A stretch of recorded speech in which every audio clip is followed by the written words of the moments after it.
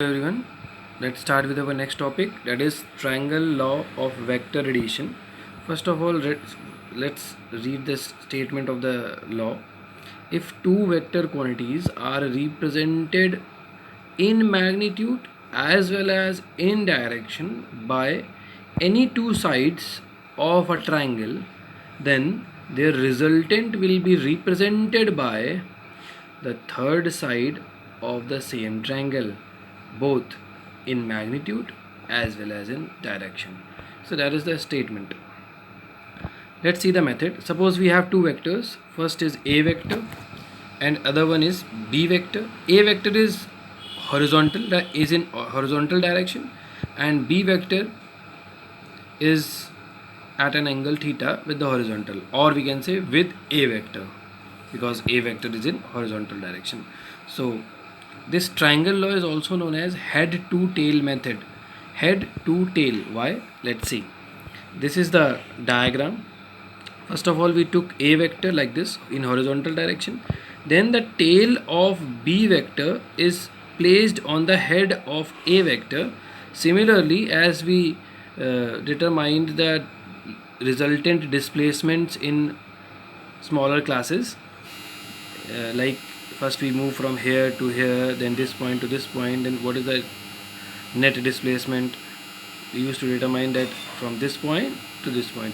Similarly, we have vector addition.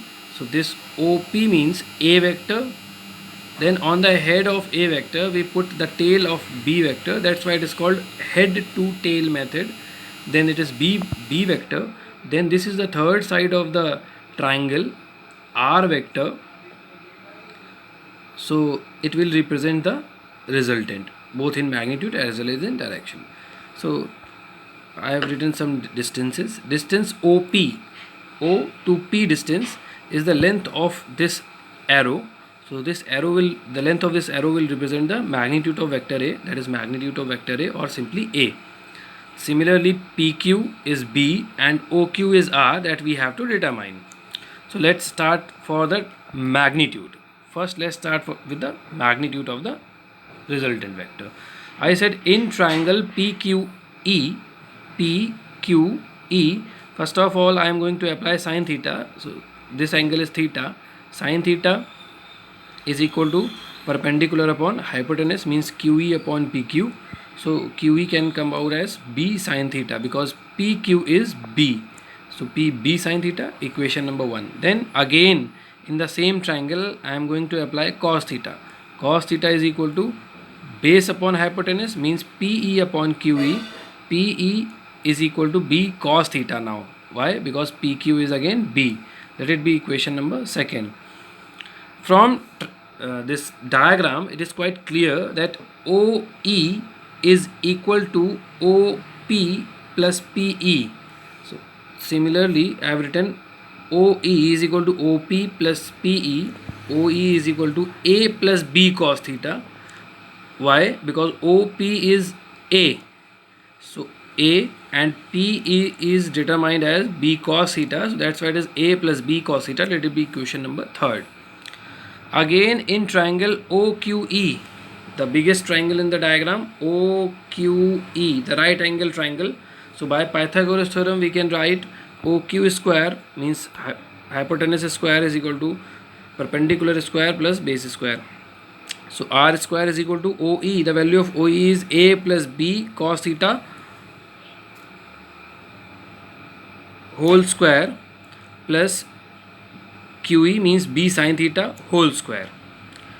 On solving, it will become